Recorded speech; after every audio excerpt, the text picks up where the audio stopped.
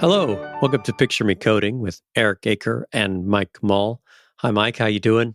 Hey there. Doing pretty well. How are you? I'm doing all right. I've been listening to Ohm's God is Good a lot this week. I don't know why. It's a 15-year-old record. I don't know why. It popped in my head.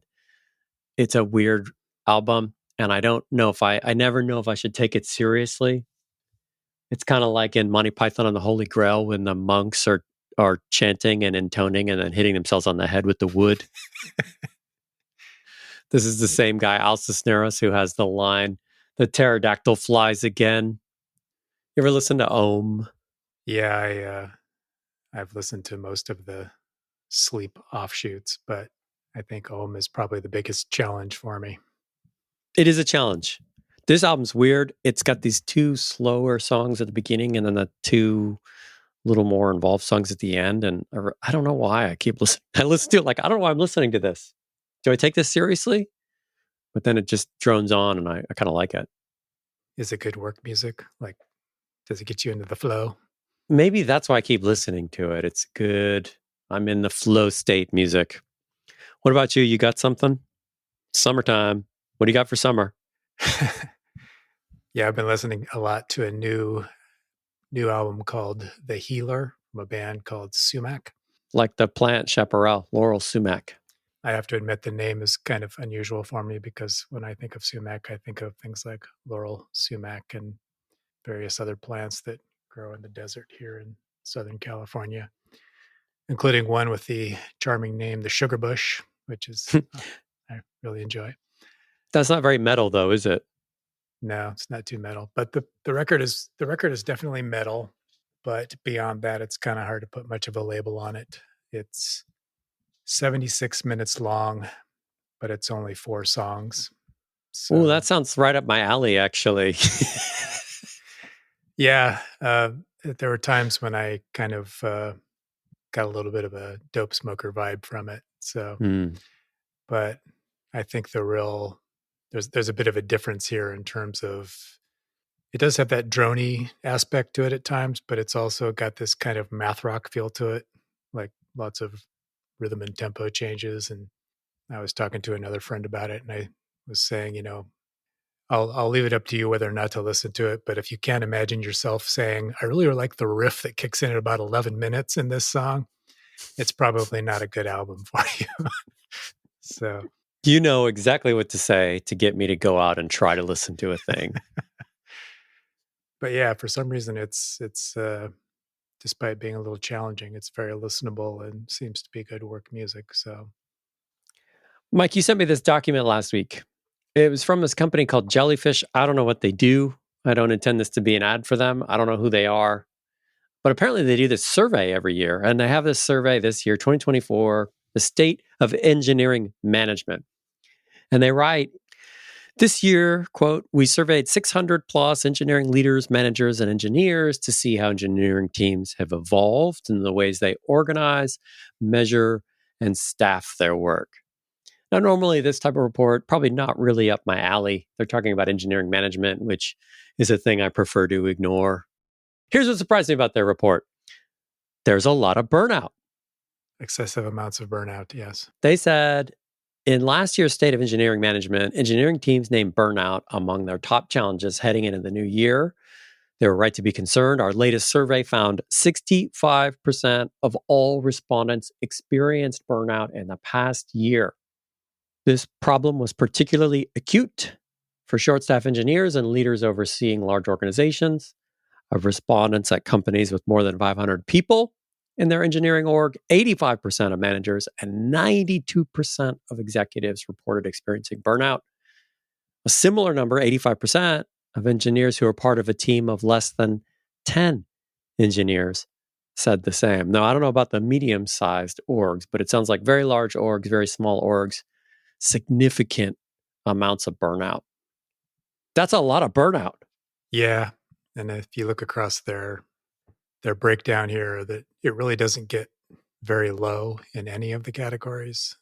So 40% is about the lowest it goes. And it's above 50 and close to 60 in almost every category. So, yeah, surprising. A majority. Yeah, majority. Apparently, this company does not have anything to do with actual jellyfish, which is kind of a bummer. But um, yeah, I saw this report on a couple of places on social media, and I don't know too much about their methodology, but the results seemed a little surprising. Yeah, surprised me too.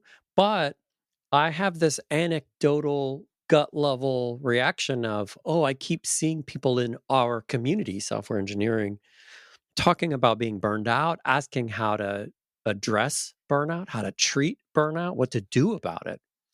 So, anecdotally, and obviously that's not scientific, I keep thinking, wow, are people especially burned out right now? And so I wanted to talk to you about this topic. We did some reading about it, and there are some interesting papers about it, but I have a little bit of a disclaimer here. Talking about this on the podcast with you, the topic of burnout, it makes me kind of nervous because I can't, it's not like I could speak about this topic with some fluency. Like if you said to me, hey, tell me about strategies for deploying code into AWS. Oh, okay, I could talk about that, right, with some fluency. And it seems like this is one of those topics where it's a lot more irresponsible for us to say things that are wrong than it is to in just purely technical topics. Yeah, I agree with you. I get that. I think mostly what we can offer here is people who have maybe suffered from this syndrome and have been around other people suffering from this syndrome. So it's a non professional opinion, but it's not a totally uninformed opinion. Yeah, we did some reading. Yeah, I wanted to talk about it. It seems to be coming up a lot lately. I see it coming up in context where people are asking for help and they're getting answers like, well, you should work less or get a hobby or change jobs. And I want to know, are these responsible suggestions? And I want to know, is this happening a lot? But okay, as with any of our topics, we have to define it a little bit first. So, first thing I did was I looked at standard definitions. World Health Organization has one. They have an international classification of diseases that they reference. This is the 11th revision. They say, quote, it is not burnout now. It is not classified as a medical condition. It's defined as follows. It is a syndrome conceptualized as resulting from chronic workplace stress that has not been successfully managed. It is characterized by three dimensions: feelings of energy depletion or exhaustion, increased mental distance from one's job, or feelings of negativism or cynicism related to one's job, and reduced professional efficacy. So, burnout, they write, refers specifically to phenomena in the occupational context and should not be applied to describe experiences in other areas of life. Okay, so it's a work thing. There are three components: feeling tired, exhausted, it's feeling mentally distant from your job or negative or cynical about it, and feeling like you are not effective in your job, feeling like you are not accomplishing things. And it turns out these three that they report go back to a researcher whose name is Christina Maslach. And she talked about this burnout inventory. These three components that they reference are straight out of her work from the 1970s. And in her terminology, and these come up a lot too, these three are called emotional exhaustion. That's the first. The second is depersonalization or cynicism and detachment. And the third is less efficacy or feelings of accomplishment. So Maslach actually interviewed these first responders, police officers, firefighters, and others, and she was trying to understand how they felt in the face of their very highly stressful jobs. And she brought the word burnout to them and they totally embraced it. Like, yes, that's how I feel. And she wrote this article in the 70s, and that article had this virality to it, although they didn't describe it that at the time. People from all over the country and the world started writing to her, and it became a pretty large area of research for her. Okay, so our definition, how do you feel? Does the definition make sense so far? We got three components in the Maslach burnout inventory: emotional exhaustion, feelings of detachment or depersonalization, and feelings of loss of efficacy. So there's two fine points that I'm not 100% sure on. So one is I'm not entirely sure I get the idea of depersonalization. In the list above, it's called increased mental distance from one's job. Um, Mhm. also a little bit vague to me. So I may need to dig into that a little bit. And the other one is that on the third point, it's unclear to me whether or not this means that you are literally less good at your job or if you just feel like you're less good at your job. Oh, that's a good question. I don't actually know the answer to that. This is a feelings thing. So it's probably the latter is good enough to describe it. If you feel emotionally exhausted, if you feel like you can't accomplish things, that's probably those are symptomatic of burnout according to this. So here's a question I wanted to know, and this was when I read the survey you sent me, I immediately was like, wow, I've been seeing a lot of people talking about this. How common is this? So I found a paper. This was published in March of last year. And the paper is pretty good. It's titled Burnout in Software Engineering, a Systematic Mapping Study. So they went out and read and analyzed a whole lot of papers, and they did numeric analysis and all kinds of programmatic analysis of these papers in order to look at causes, symptoms of burnout, treatments, things like that. And they actually write in this paper, burnout is a work-related syndrome that, similar to many occupations, quote, influences most software developers. For decades, studies in software engineering have explored the causes of burnout and its consequences among IT professionals, and they want to analyze all this stuff. The software engineering field, they write, and the more general IT sector are not immune from the effects of burnout in the workplace. Recent repercussions of the COVID-19 pandemic are detected with surveys of developers. These reports highlighted that over 80% of the surveyed developers experienced or are currently experiencing some form of burnout in the workplace. And they cite this survey that also says 73% of developers said burnout is negatively impacting their productivity or personal life. 80%. That seems like a lot. does that does that seem hard to believe for you? It seems high. And another thing that I kind of worry about is that in some cases, workplace burnout gets conflated with just general depression. I think, if you look at the lists of things that people experience when they have burnout, it probably has a pretty significant intersection with people who are just simply depressed. And especially post COVID, I think there are a lot of people who during the pandemic and maybe even still just are disillusioned by things in general. And maybe some of that's carried over into the workplace. So I guess, that 80% of people experiencing burnout seems high, but I suppose my real question is that 80% of the people who are reporting symptoms of burnout, do all of them actually have burnout, or is some subset of that people with just, depression? Well, I Or would imagine that the population of people with depression is significantly smaller than 80% is still a massive number. Let's say 10% of those people are have depression. Depression, there's a lot of literature talking about the distinction between burnout and depression. We can talk more about it later, but depression's more of a thing that is often described as a thing that just sort of comes on. It doesn't necessarily relate to your job. Burnout is not a medical condition, they say. It is attributed to these external factors. Work causes this. But wait, here's my question for you. What if I said to you a majority of all software, even not even 80%, a majority of all software developers are burned out right now? When I was a teenager, I went to the East Coast and we traveled through, we went to Maryland and Virginia and Delaware and I discovered crab cakes and I was like, wow, these crab cakes are freaking amazing. I love crab cakes. If you told me 80% of the people who make crab cakes are burnout, I would think, wow, they should fix their shit. That's a messed up industry right there. What is wrong with them? What are they doing wrong? yeah. Well, I mean, even if you look at professions where you would expect there to be burnout, like if you said 50% of nurses have burnout or 50% of police officers have burnout, you would probably regard that as being a negative thing.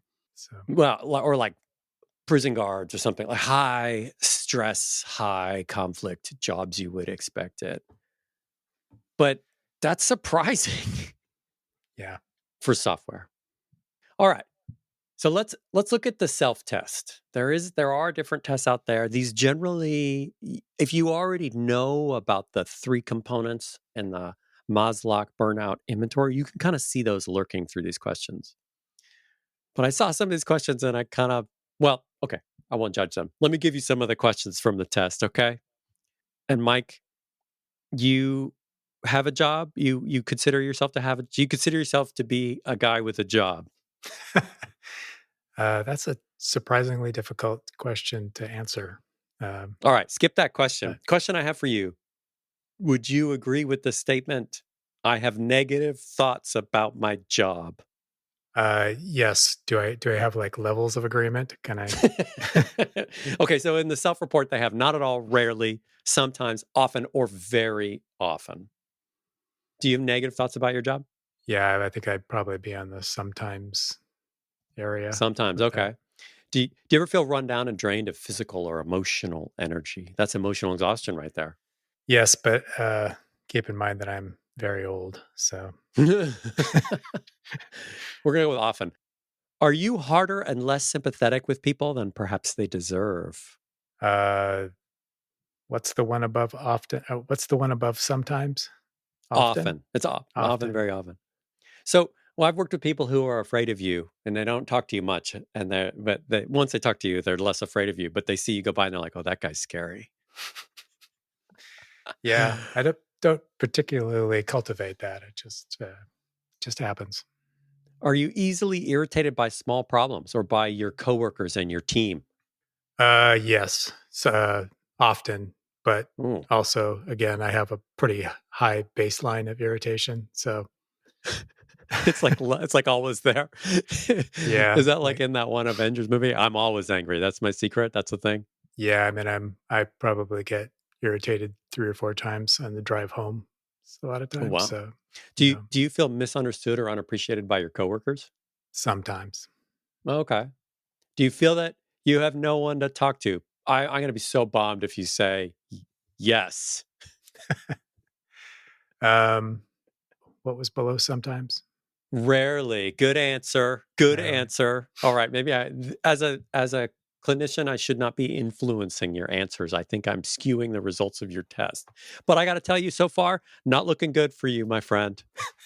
The funny thing is that I do have people to talk to. I just don't particularly like to talk to people. So, you know, I don't. Let me see if that's a question on here.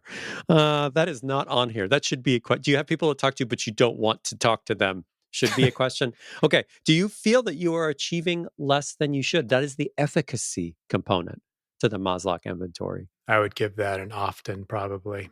Okay. Do you feel under an unpleasant level of pressure to succeed? I think for me, that's a sometimes, mostly because I'm in such a late stage of my career that it's not all that consequential for me anymore. Do you feel like you're not getting what you want out of your job? Is another one. I don't necessarily want to do all of these, but a lot of these questions are really interesting. Yeah, I mean, a lot of these, I think I'm at least a sometimes, but I also wonder if maybe everybody who has a job is going to be at sometimes. That's exactly my response to this quiz. It's like every question is like, do you have a job and do you not love it? Yeah, Here's a good one. I feel that organizational politics or bureaucracy frustrate my ability to do a good job. And in my own case, I see an organization, a company as politics or bureaucracy. yeah. It seems like there's going to be like professional athletes, movie stars, rock stars who maybe don't answer sometimes to these questions, but it seems like the majority of people who work would be at least somewhere on this scale. Yeah. I got one more for you. This is not all of them. I didn't want to do all of them, but one more. This speaks to me of the software field. I feel that there is more work to do than I practically have the ability to do. Yeah, often or more than often. Yeah, very often. All right, I'm going to calculate your total. Your total is 52. The self report says you are at severe risk of burnout. Do something about this urgently. Man. I already have hobbies, so Yeah, I can't mean, maybe really. one of the things to do about it, Mike, is to start a podcast, okay? That's a thought. I recall seeing a list of things that you can do to sort of ameliorate burnout, and I was a little bit bummed to find out that I already do most of them. So, Hmm, it was, so it's not uh, working. Hey, why does this happen? Why does burnout happen in software, do you think? so I have some theories. Like, as we said at the top of this podcast, keep in mind that we don't really know what we're talking about. So Yeah. It all of my theories are going to be crackpot theories. But it's possibly irresponsible to listen to us on this topic. yes, please do not take this as medical advice. So one thing is I think that people in our profession tend to identify with the work a little bit more than people in other professions do. I think this is one of the rare professional fields where people do the same thing that they do at work outside of work for Mm, amusement mhm. sometimes. So hobby coding is I'm identifying with this activity. It's a thing that I do. It's not just work. Yeah, and I I don't know that much about other people's jobs, but my guess is that, if you sell insurance, you probably don't spend your weekends trying to pitch insurance to your buddies or whatever. Maybe you Or do, I don't know. that activity might be seen as unhealthy behavior. Right, yeah. The other thing that I think is sort of unique about our field is that the knowledge that you learn as you go through your career doesn't carry over as well as it does in some other fields. I don't have any metrics on this either, but I'm guessing if you're in a professional field like law or medicine, you have to spend a lot of time keeping up with new developments. But most of the stuff that you learned when you were a student or when you were in the early part of your career is still relatively valid. There's probably drugs that people took back then that they don't recommend anymore, or treatments that they stopped recommending. But I think in our field, there's this idea that every 10 years, you sort of have to stop and relearn things. Mhm. And a lot of what you learned before doesn't really apply anymore, maybe.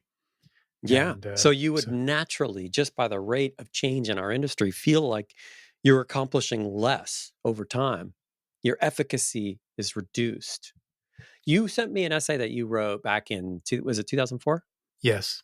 What gave rise to this essay? It's called Why Does My Job Suck? You're talking about burnout. You're talking about being self-taught. You have some reasons in here. What made you write this? So this was 20 years ago. And at the time, I'd spent several years doing various levels of software team management. And right before this, I had been managing this consulting group that was, I don't know, 40 people or so. Hmm. And Decently sized organization sounds like.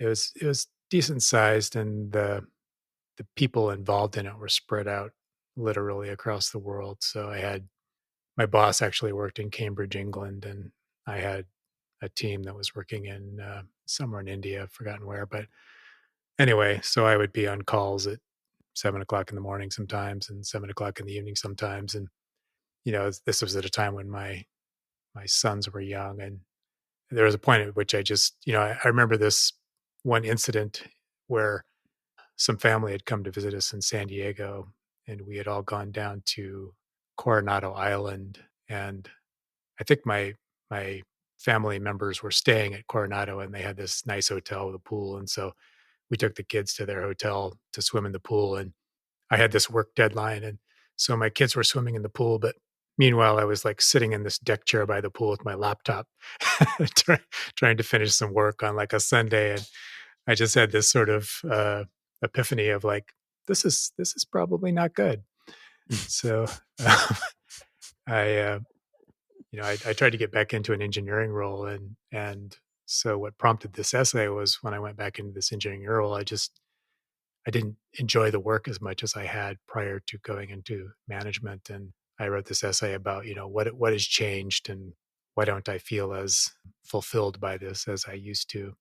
Yeah, it's an interesting essay. It's 20 years old, but you're talking about things that the example you gave 5 examples of causes, and your causes are as I was reading them, I like completely related to 4 of the 5, and the 5th like conditionally related to. So you write, there's nothing new under the sun. It's like we're doing stuff repeatedly that's been done before. I think that's a cause of my frustration with my work. But at the same time, there's too much new stuff. We're constantly reinventing and rebuilding and having to adapt to new frameworks and technologies and tools and protocols they might be reinventions, but there's still work I have to do. I got to run to keep up, to stay in place. You also write, I didn't get rich enough to stop working, which is a funny cause of burnout. You also say it's like there's a death marchy quality to it. It's like no matter how much you do, there's always more to be done. And the promise over the past in my career 10, 15 years and seemingly longer than that 20, 30 years has been, oh, we're going to get more efficient, computers are going to be more powerful, we're going to have more software that'll do things for us so we can write less code. And that never happens. We just keep writing more and more of the stuff, right? There's more work to do, it's never less. And then the other one, which I was not so sure about, you write, it's not a prestigious career. And I think that this idea of prestige is really important. I want to look at it a little more closely. But I think I would suspect that it goes in waves, that there are moments in our culture where you have this hero, software developer, heroic figure. They can build things godlike in their abilities to, they can spawn applications from their brains. And then that kind of goes down a little bit, like they're not considered heroes. Like we will valorize people who have these massive open source contributions, but lately I don't see a lot of that. So I think it kind of goes up and down.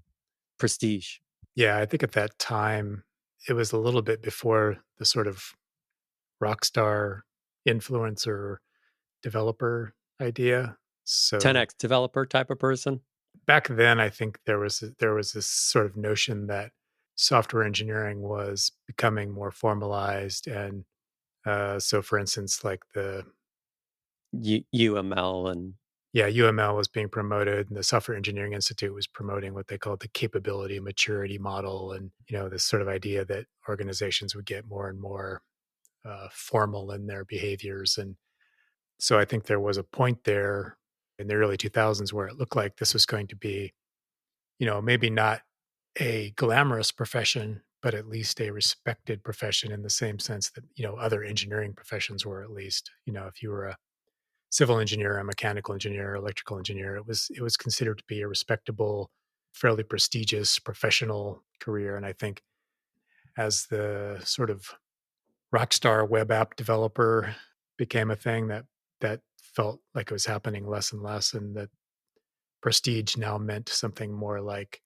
you had a big social media presence, or you contribute to largely widely used open source projects. right, or you had a high profile exit from a startup, that internet startup in the late 90s or early 2000s, that kind of thing.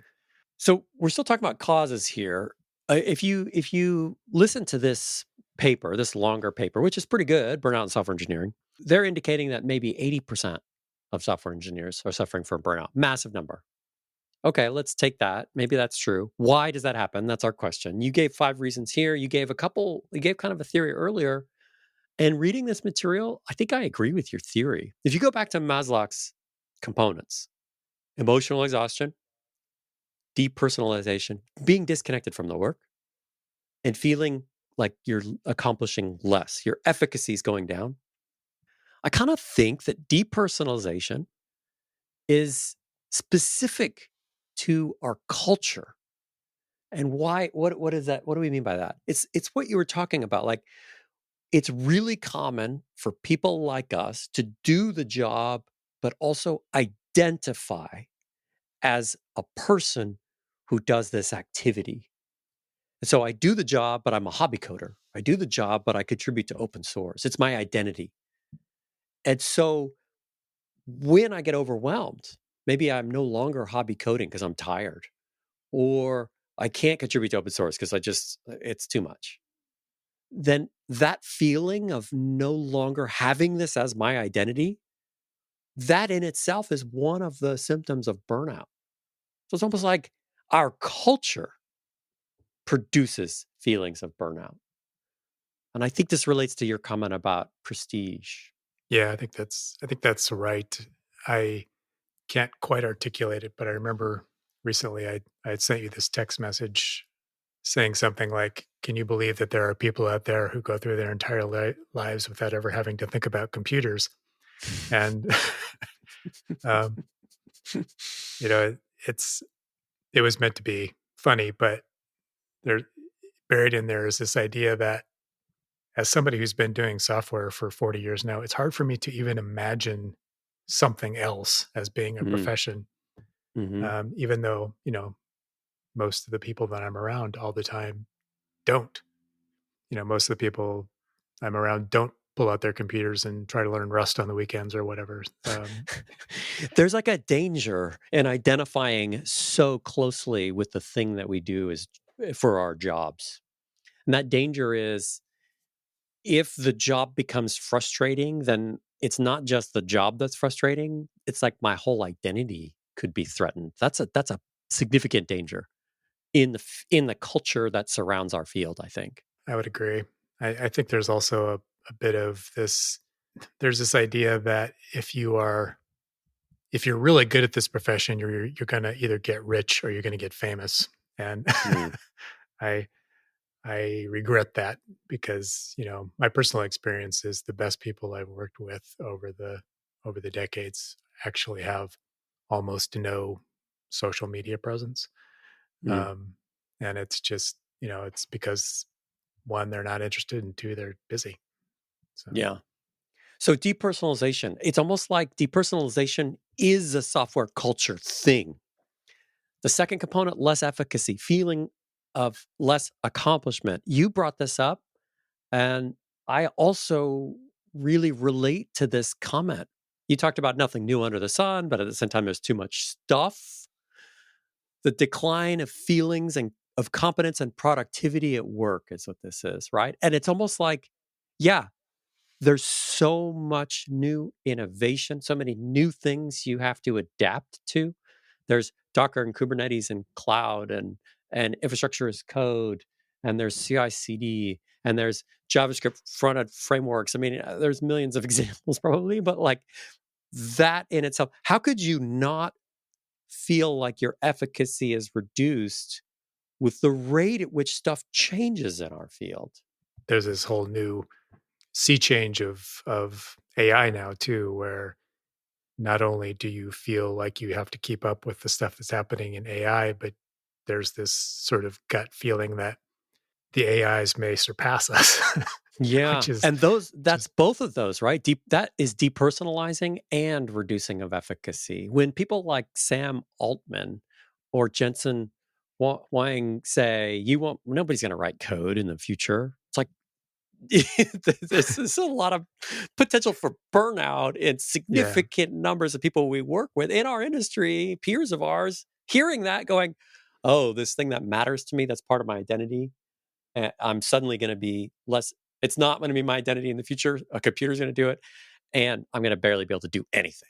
Yeah, I mean, I really think this contributes a lot because it kind of feeds into this idea that the profession is kind of imitative or paint by numbers, and I don't think that's really true, but these AIs, which are simply repeating what other people have done before, can now do your job is Hmm is a little depressing.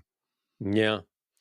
Yeah. So these three components, they're kind of everywhere. They're part of our culture, they're part of our industry. So it's almost maybe a thing that our industry produces, like it's a burnout machine.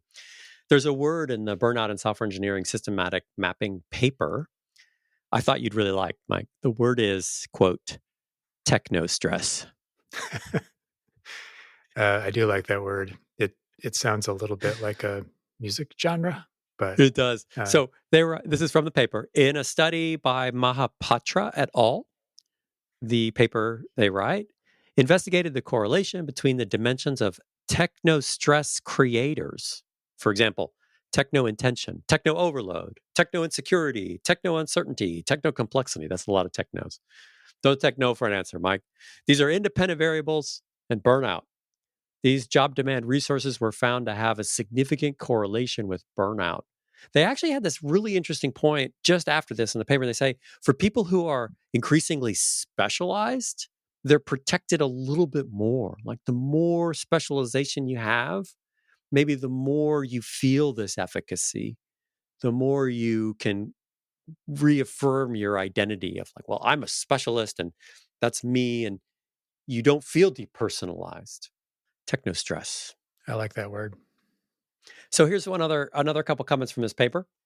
Most of the causes of burnout, they write, include work-related factors such as tension and control at work, job overload, role conflict, job specialization, where increasing specialization helps, and job demands. Several studies also identified other work-related factors such as information overload, severe data cascade, long streaks of uninterrupted contributions. That's your death march point, and long job strains as an impact of the COVID-19 pandemic. Disjoint, but somewhat related to work-related factors, other studies have shown that the communication practices within a development team may cause burnout in software developers.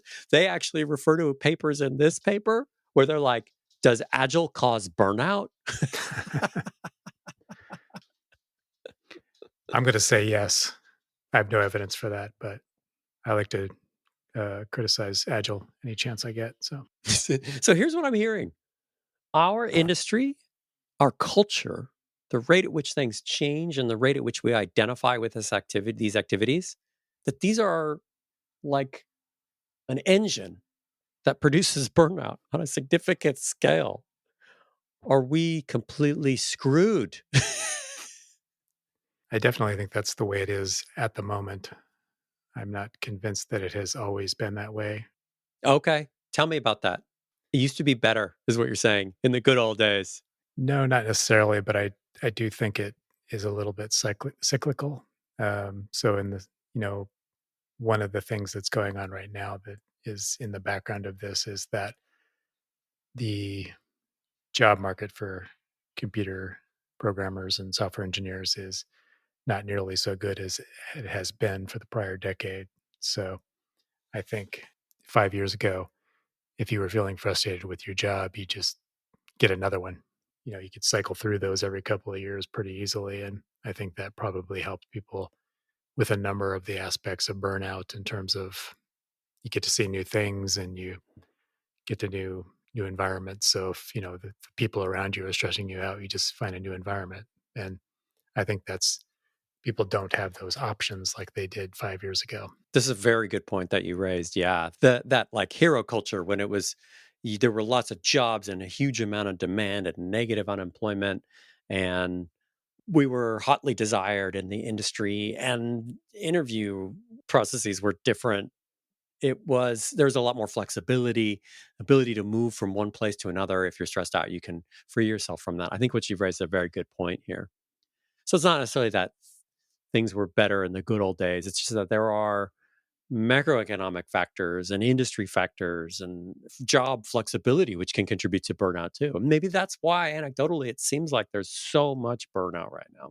I think it's got to be a contributing factor. I don't know exactly what the time frame of these studies was, but it seems like it was they're probably recent enough that it was at a point where people could see the industry or the employment opportunities declining. So I finally wondered, after reading about these topics, I finally wondered, well, what were you supposed to do about this when you hit it? Because I do see people asking socially, hey, how do I deal with this? And the responses often, I don't think they're glib or flippant, but it makes me wonder, what are you supposed to do? Especially if you can't leave your job.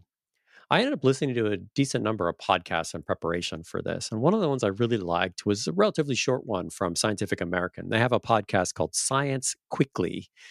And the recommendations that appear in commentary about this and from psychiatrists and podcasts as well, you should go out and get exercise. You should try to figure out how to rest from your work. You should make sure you have people who care about you, give you love and support. So there's like social component, there's an exercise component, there's a rest component.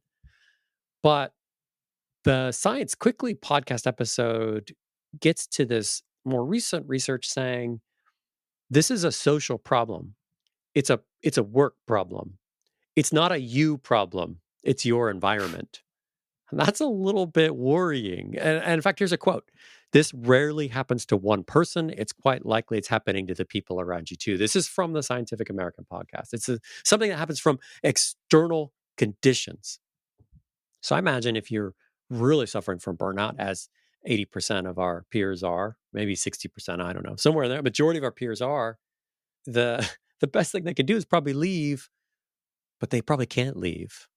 Yeah, exactly. I think this is why, I was saying earlier that when I see the things that people suggest to alleviate burnout, I feel like I'm already doing those things. And so I think this idea from the podcast is right on in that a lot of it's just stuff you can't really control, or at least if you do have any control, it's going to be very difficult because it's not just you who needs to change behavior. I heard interviews with these sisters, Emily Nagoski and Amelia Nagoski. They published a book recently called Burnout: The Secret to Unlocking the Stress Cycle.